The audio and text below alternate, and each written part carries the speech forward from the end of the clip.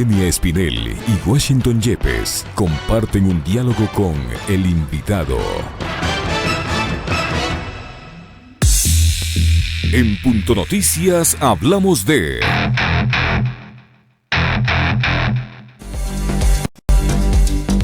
El pasado 18 de diciembre de 2018 se aprobaron las reformas a la Ley Orgánica de Comunicación que, entre otras cosas, eliminó la Superintendencia de Comunicación, Supercom.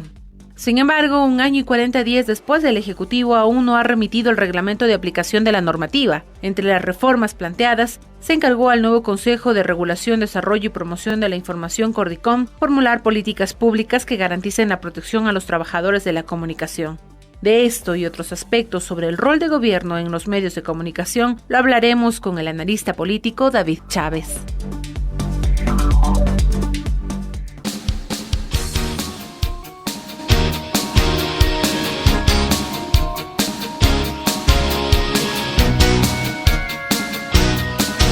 Las 8:41 y estamos saludando a David Chávez, pero antes, nos permite David, queremos hacer acuerdo de la diligencia que se cumple hoy.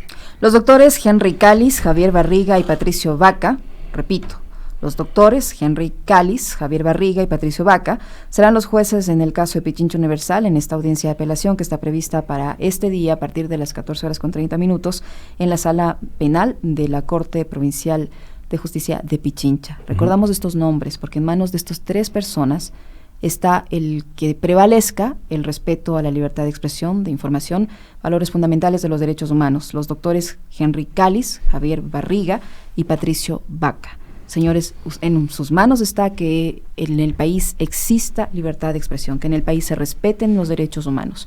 Esperamos que actúen como deben actuar, apegados a derecho, que no cedan a presiones el doctor Javier Barriga, el doctor Patricio Vaca, que no cedan a ningún tipo de presión política de parte del Estado. Solo pedimos que actúen en derecho. Y también les pedimos a ustedes, amigas, amigos, oyentes, audiencia de Radio Pichincha Universal, a estar allí a las 14 horas en la Corte Provincial para defender su medio de comunicación. Y en ese contexto, el gobierno nacional declara de manera permanente, David, un irrespeto irrestricto a los derechos humanos. Declara también un respeto irrestricto a la libertad de expresión. Dice vivir en una época de aires, de libertad. Sin embargo, se dan este tipo de sucesos y de acontecimientos que no es nuevo. Esta emisora ha sido permanentemente hostigada, amedrentada, amenazada, cortada la luz, interferida la señal. Antes de ayer nomás fue objeto de otro atentado, que nosotros lo creemos que es así porque no hay explicación. Un carro de un trabajador nuestro fue apedreado, roto los cristales, etcétera. ¿Cómo debe entenderse entonces toda esta realidad que vivimos? Bien. Buen día, Washington Licenia, a los amigos que nos escuchan igual, y antes que nada quiero hacer llegar mi solidaridad a ustedes en particular y al equipo de trabajo de Pichincha Universal. E insistir en algo que yo he dicho recurrentemente, porque además me parece que para un debate político sobre lo que ocurre con la comunicación en el Ecuador es importante. Curiosamente, los medios que tienen mayor pluralismo, ¿sí? Yo de hecho inclusive les he comentado en redes a veces que ustedes se pasan de plurales, a veces exageran con su pluralismo, han sido objeto de ataques. O sea, porque pensando particularmente en 2 casos, principalmente el de ustedes, que es el que estamos tratando ahora, que ha sido como uno de los más dramáticos en ese sentido. Pero recuerden lo que pasó con el colega de ustedes, Alexis Moncayo, en el espacio de Radio Majestad, más o menos lo mismo. Mientras el resto de los grandes medios de comunicación son medios alineados que le hacen propaganda al gobierno. Es increíble además cómo han degradado su labor periodística por sumarse a la propaganda del gobierno. Entonces me parece que ahí, tenemos ya varios elementos para discutir qué es lo que está ocurriendo, ¿no? Claro, como mi campo es más el análisis político que el comunicacional, yo lo ubicaría en el plano de qué está ocurriendo con el país en el nivel político general. Uh-huh. Y creo que el problema grave es que estamos viviendo una especie de estado de excepción generalizado, o sea, no solo bajo la figura legal, sino estado de excepción como suspensión de la democracia.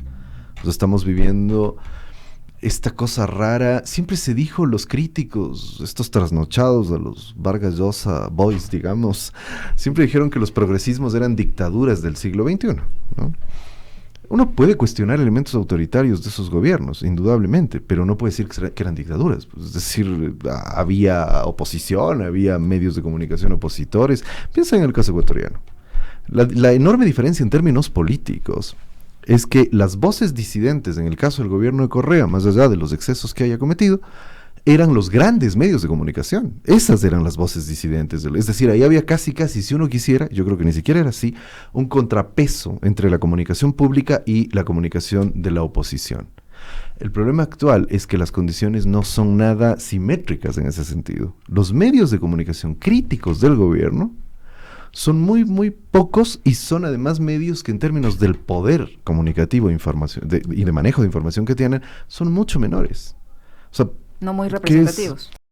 Creo que representativos en cierto sentido, por eso los atacan. O sea, en el sentido de que logran conectar con ciertos sectores de la población que están cansados. El paro de octubre mostró eso, creo yo, ¿no? El paro de octubre fue, entre los muchos derrotados que hubo en el paro de octubre, los grandes medios de comunicación fueron parte de ese grupo de derrotados, por alinearse irrestrictamente con el discurso y la propaganda oficial sobre un hecho tan grave como el paro de octubre. Ahora, allí David, nos están acusando a este medio de comunicación como ser un medio sesgado. Yo digo, si a nosotros nos acusan de ser un medio sesgado por en ese entonces los compañeros informar de lo que estaba pasando en las protestas de octubre, ¿de qué les debemos acusar a los grandes medios y a los otros medios públicos que están a servicio del gobierno si ellos no decían nada y por el contrario tenían programas de caricaturas o de dibujos animados mientras la gente moría en las calles?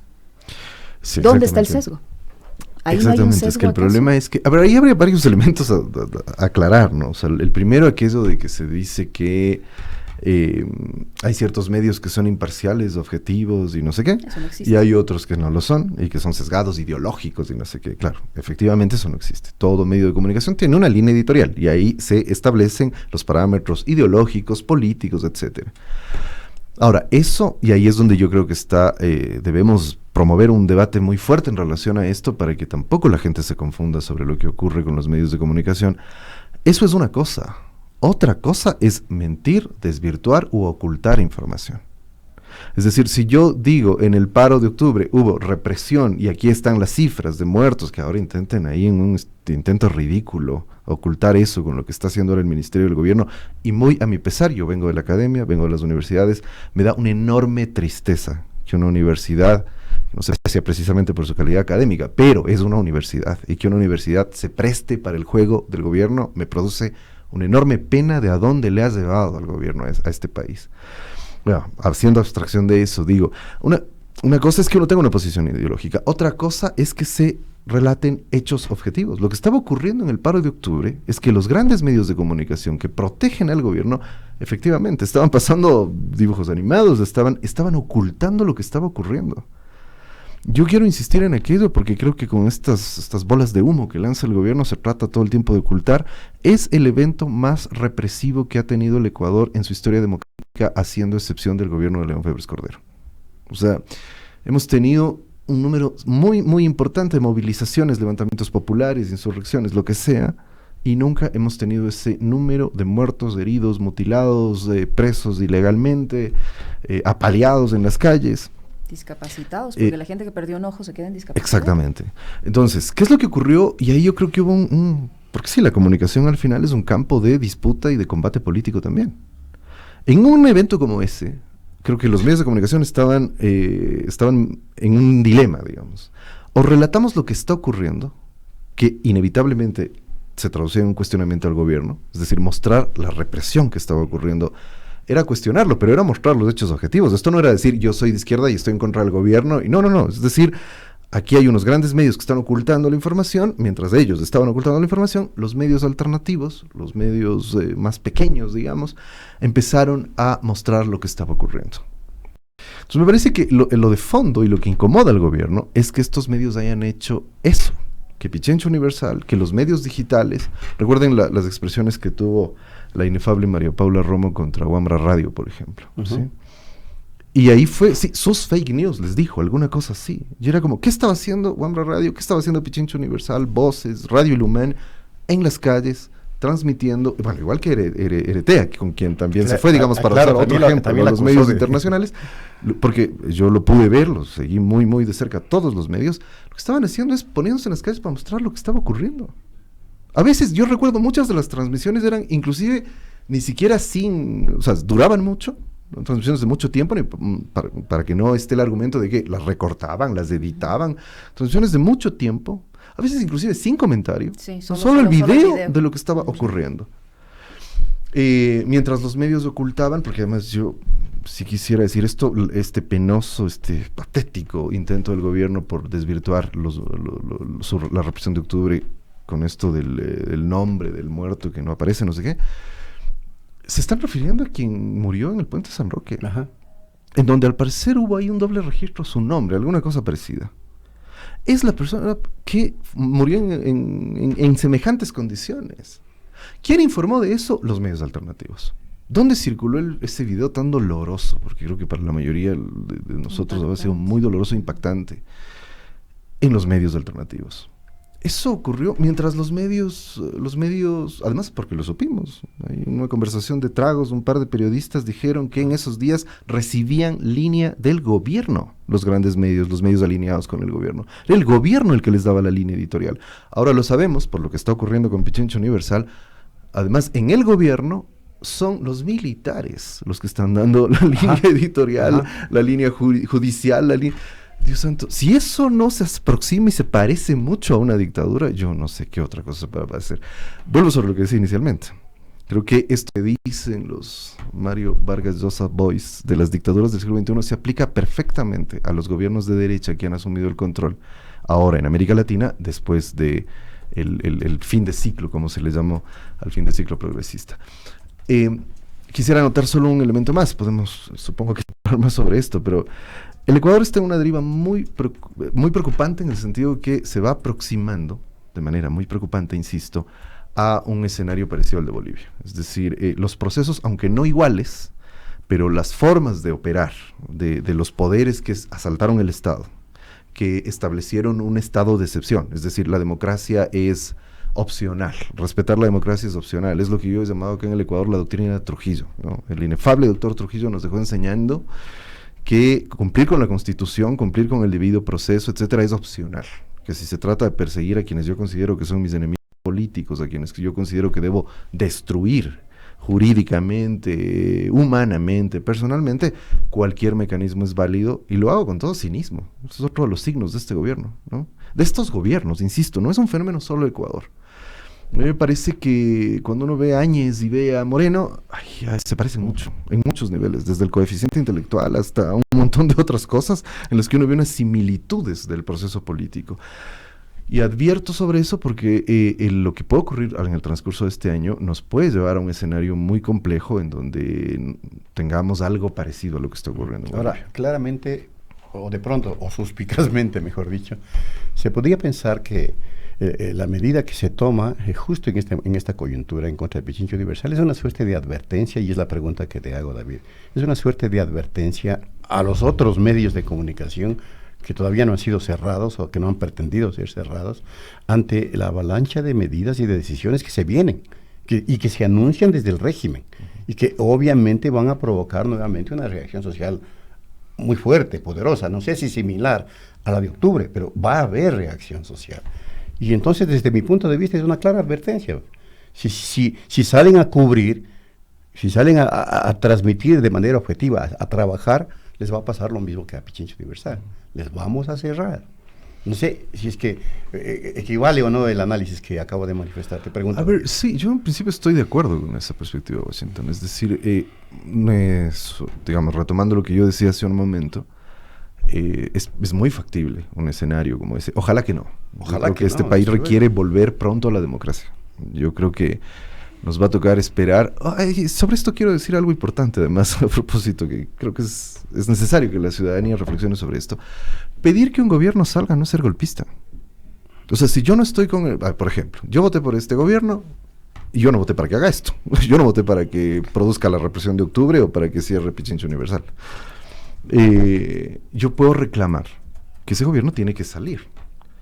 hay mecanismos constitucionales para eso. Derecho tuyo. Y es un derecho exigir que un gobierno se vaya a la casa si es que no ha cumplido con lo que tiene que cumplir. Eso es inclusive una norma constitucional en nuestro caso.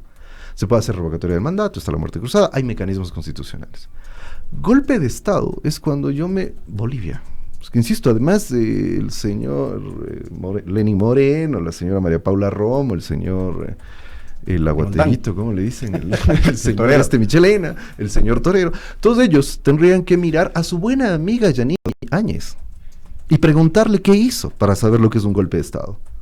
Primero, hay gente que tiene capacidad de incidencia. ¿Cuál es la relación de Pichincha Universal con los grandes poderes de este país como para conspirar en las sombras y decir que ahí estaban promoviendo un golpe de Estado? No, o sea, pedir abiertamente la posibilidad de que un gobierno salga, de que haya una transición democrática, eso no es un golpe de Estado. Ahora bien, ¿por qué esta radicalización? Esto de que además, inclusive, el hacer un pedido como ese, por el discurso que tiene el gobierno, lo que han dicho de Pichincha Universal, por ejemplo, es, eso a uno lo vuelve terrorista.